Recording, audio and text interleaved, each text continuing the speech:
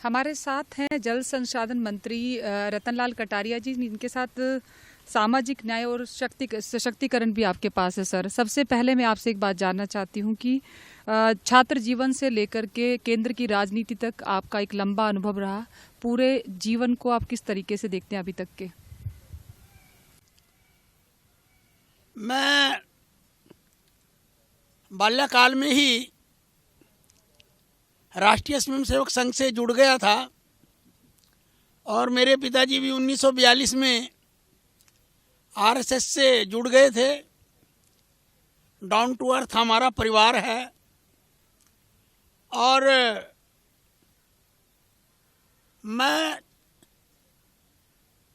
जब चौथी क्लास में था तो मुझे एक बाल कलाकार के रूप में पंडित जवाहरलाल नेहरू के यहाँ आने का दिल्ली मौका मिला। और उसके बाद जब मैं 5वीं क्लास में गया तो मैं एक अध्यापक के सम्मान के लिए सरकारी गवाह बन गया। और उसके बाद फिर 7वीं 8वीं क्लास तक आते आते अटल बिहारी वाजपेयी की स्टेज पर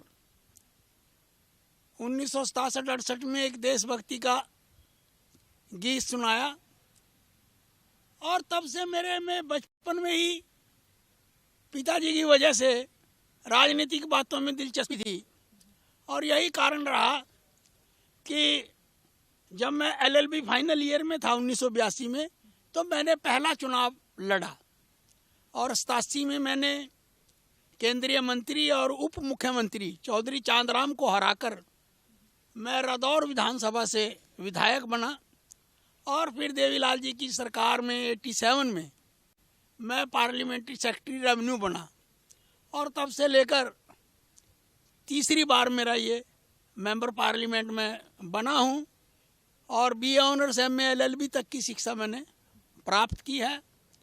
और बाबा साहब डॉक्टर भीमराव अंबेडकर के रास्ते पर चलते हुए और आदरणीय अटल जी और मोदी जी के रास्ते पर चलते हुए तो आज मुझे बड़ा आनंद आ रहा है कि मैं गरीबों के लिए कुछ कर पाने में थोड़ा गिलहरी का रोल अदा कर पा रहा हूँ। चाहे वो हमारा जल शक्ति मंत्रालय है, चाहे वो हमारा सोशल जस्टिस मंत्रालय है। इसमें बहुत काम है गरीबों के लिए करने का, देश की जनता के लिए बहुत काम है करने का। आप कई जीवन लगा दें तब भी आप इतना काम कर सकते हैं। तो उस दृष्टि से हम एक गिलहरी का रोल प्ले कर रहे हैं। आपने देवीलाल जी के साथ काम किया, बंसीलाल जी के साथ काम किया और केंद्र में अटल बिहारी वाजपेयी और नरेंद्र मोदी जी के साथ अभी आप काम करने का लंबा अनुभव राजनीति में। किस तरीके से देखते हैं उस दौर से और इस दौर की राजनीति में? कोई फर्क आपको दिखाई देता है? हाँ, बहुत फर्क आया है। तब अधिकतर नेता जो थे वो सारे राष्ट्रभक्ति को अपना बांधकर कार्यकर्ता का निर्माण करते थे, उसको आगे बढ़ाते थे। और आज कुछ एक्सेप्शन है मोदी जैसे नेताओं का कि जो कार्यकर्ताओं को आगे बढ़ाते हैं। लेकिन राजनीति इस प्रकार की मारधाड़ की बातचीत हो गई, आपस में गला काट कंपटीशन वाली राजनीति हो गई है कि यूज करो और थ्रो करो वाला काम चल रहा है। तो उस दृष्टि से फिर बेहतरीन किस्म की जो लीडरशिप है उसका निर्माण नहीं हो पाता।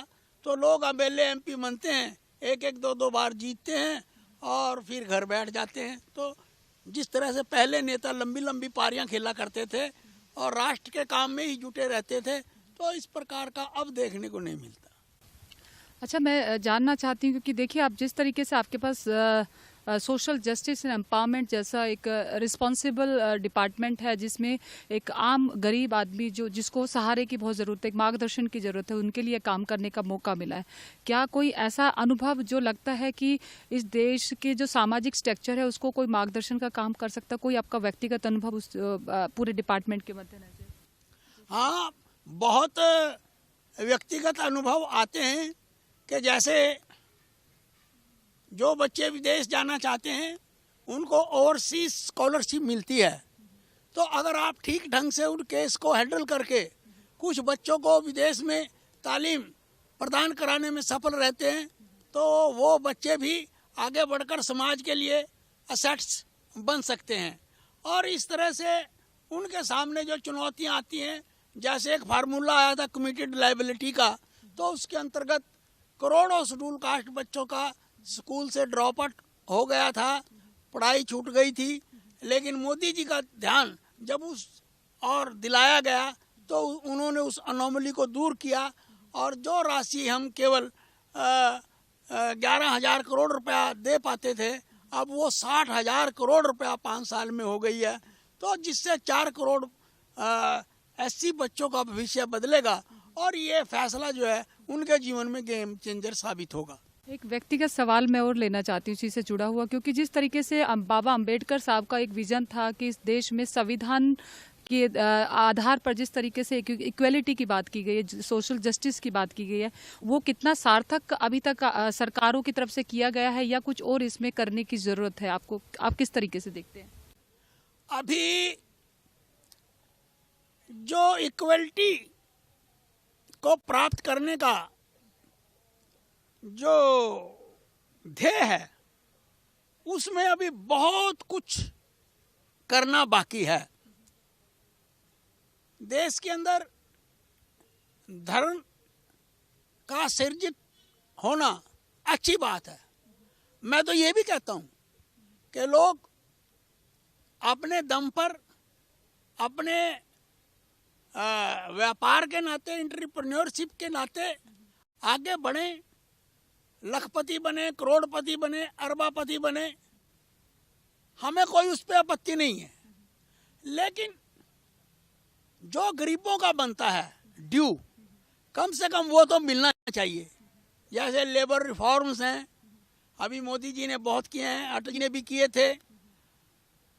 और उन रिफॉर्म्स के आने से जो एक व्यक्ति के जीवन में आर्थिक संपन्नता आती है, या जो जॉब मिलती है हमारे गरीब लोगों को, जो जॉब मिलने के परिणाम स्वरूप उनके आर्थिक स्टेटस के अंदर जो फर्क पड़ता है, उसके लिए काम होते रहना चाहिए।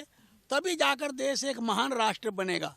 और अभी जो सारी दुनिया का जो ट्रेंड चल रहा है, ये जो धन है, ये कुछ एक लोगों के हाथों में एकत्रित नहीं होना चाहिए। इसका जो है डिस्ट्रीब्यूशन इस तरह से होना चाहिए कि सबको कुछ ना कुछ हमारे देश की जनता को मिले। और ये क्वेश्चन मैंने 1991 में वाजपेयी जी हमारे यहाँ कुरुक्षेत्र में आए थे, तो उस समय मैंने उनसे पूछ लिया था कि when you will be the prime minister of this country, what will be your policy regarding the distribution of surplus land, what will be your policy regarding the distribution of the assets, and what will you do for the people who are working in unorganized sectors। तो उन्होंने उस समय जवाब दिया था, और उस समय हमारी पार्टी सत्ता में तो थी नहीं, लेकिन तभी ये सोशल जस्टिस की एक पॉलिसी बनी थी। देखिए, बहुत बड़ी बात, जो मजदूर और अनऑर्गेनाइज सेक्टर में जो मजदूर काम करते हैं, वो अपने आप में हिंदुस्तान में बहुत बड़ा संख्या है। जिस तरीके से कोरोना के टाइम में आपने देखा, एक बहुत बड़ी संख्या जब दिल्ली से मूव कर रही थी, तो वो सब, मुझे लगता है पूरी सरकार का और समाज का उस पर ध्यान गया भी है। कोई नई रणनीति उस पर बननी चाहिए कि ऑर्गेनाइजेशन सेक्टर्स का जो डिटेल है, जो डाटा है, वो अगर सरकार के पास नहीं होगा तो उसको इम्प्लीमेंट कैसे किया जाएगा? डाटा ही नहीं है अभी तो अनऑर्गेनाइज सेक्टर में काम करने वाली जो लेबर है। देखिए, मोदी जी उस दिशा में काम कर रहे हैं, और मैंने मोदी जी को बहुत करीब से देखा है। मैंने उनकी आंखों में आज से 30 साल पहले गरीबों के प्रति तड़प को देखा था, गरीबों के प्रति प्यार को देखा था। और आज जब उनको काम करने का मौका मिल रहा है, चाहे चीफ मिनिस्टर मिला, चाहे वो आज एज प्राइम मिनिस्टर मिला है, तो वो जो उनके सपने थे गरीबों के लिए, जो देश को ऊपर उठाने के लिए, वो आज पूरे कर रहे हैं। और इसीलिए जब भ्रष्टाचारियों के ऊपर शिकंजा कसा जा रहा है देश में, तो कुछ ताकतें मोदी जी के खिलाफ अपना पर्सनल एजेंडा, नफरत का भी फैला रही हैं। देखिए, नरेंद्र मोदी जी की बात कर रहे हैं। मोदी जी की लीडरशिप में देश में पिछले 6 साल से सरकार चल रही है और उसमें लेकिन एक बात जो अभी है, क्योंकि आप मजदूर की बात करते हैं और जो आंदोलन हरियाणा में हो रहा है वो हरियाणा क्योंकि एपिक सेंटर है और आप हरियाणा से आते हैं, इसलिए पूछना लाजमी बन जाता है मेरे लिए कि क्योंकि उस किसान आंदोलन में मैंने व्यक्तिगत तौर पर देखा है कि उसमें किसान और मजदूर एक साथ खड़ा होकर इस आंदोलन को आगे ले रहा है। आप किस तरीके से देखते हैं व्यक्तिगत तौर पर इसे? देखिए, जब पार्लियामेंट में ये बिल पास हुए थे तो उस दिन तो डिस्कशन के लिए ना सोनिया गांधी हाउस में रही, ना राहुल गांधी हाउस में रहे। लेकिन जैसे ही 70 की समाप्ति हुई तो राहुल जी पंजाब चले गए, ट्रैक्टर पे बैठ के सैर करने लगे, हरियाणा भी आ गए। तो इन्होंने किसानों के कंधे पर बंदूक रख के इस आंदोलन को हवा दी और उसके पीछे सिर्फ एक था कि चुनाव हार हार के कांग्रेस पार्टी का कचुम्बर निकल गया है। जो पार्टी कश्मीर से कन्याकुमारी तक, बंबई से गुवाहाटी तक राज करती थी, उस पार्टी का आज इतना बुरा हाल हो गया है। और मोदी जी की लोकप्रियता जो सारे संसार में बड़ी है, उससे बड़े भयभीत हैं और इसीलिए नफरत का एजेंडा फैलाकर इन्होंने ये सारा जो दिल्ली के लाल किले के ऊपर हुआ है उसमें कुछ ऐसा एलिमेंट भी आगे बढ़ गया जो हिंदुस्तान की एकता और अखंडता के साथ खिलवाड़ करना चाहता है। बहुत महत्वपूर्ण सवाल है ये, क्योंकि 26 जनवरी का दिन हिंदुस्तान के इतिहास में जिस तरीके से दर्ज हुआ है वो हम में से किसी ने कल्पना नहीं की थी। लेकिन आप जो बात कर रहे हैं, क्या लगता है आपको कि सरकार को जिस लेवल पर इन्वेस्टिगेशन करना चाहिए वो प्रॉपर हो रहा है? क्योंकि ये जानना इस देश के लिए बेहद जरूरी है कि उस पूरे एजेंडे के पीछे आखिर कौन था। सरकार के पास सारी जानकारियां हैं और जो हमारे देश की एजेंसीज हैं उन सब के पास सारी जानकारियां हैं।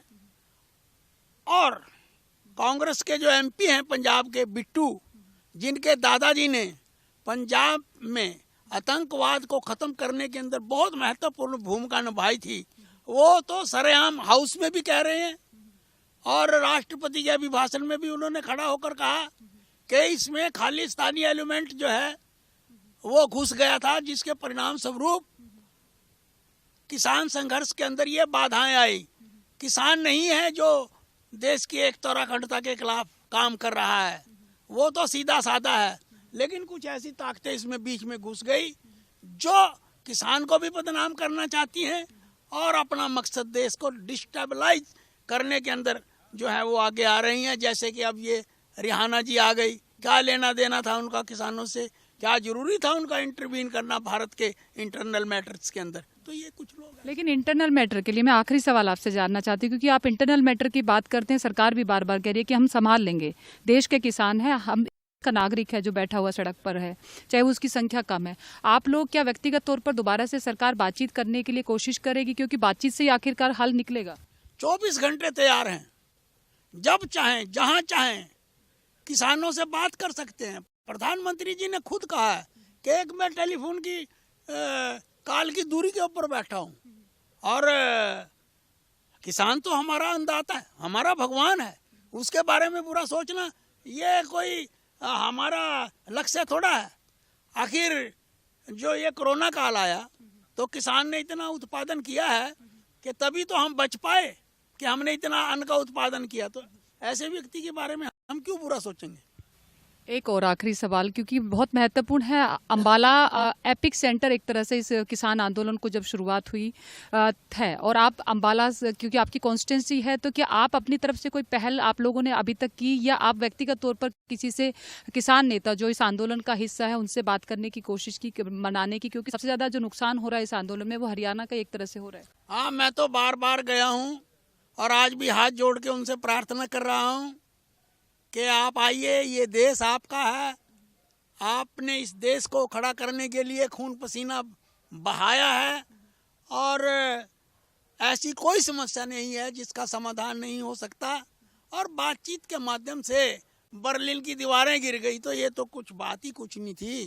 तो इसमें से ये जो कांग्रेस पार्टी के राहुल गांधी एंड कंपनी खड़ी हुई है ना, ये अगर राष्ट्र हित में थोड़ा सा सोच के कोई कॉपरेट करें तो सारा मसला जो है वो 1 घंटे में ही हल हो जाएगा। सरकार विपक्ष को मनाने की कोशिश करेगी क्या इस बात पे, क्योंकि मिलकर अगर किसान नेताओं के लिए बात की जाएगी तो मुझे लगता है हल निकाले जा सकते हैं। हाँ, सरकार तो हर बात के लिए तैयार है।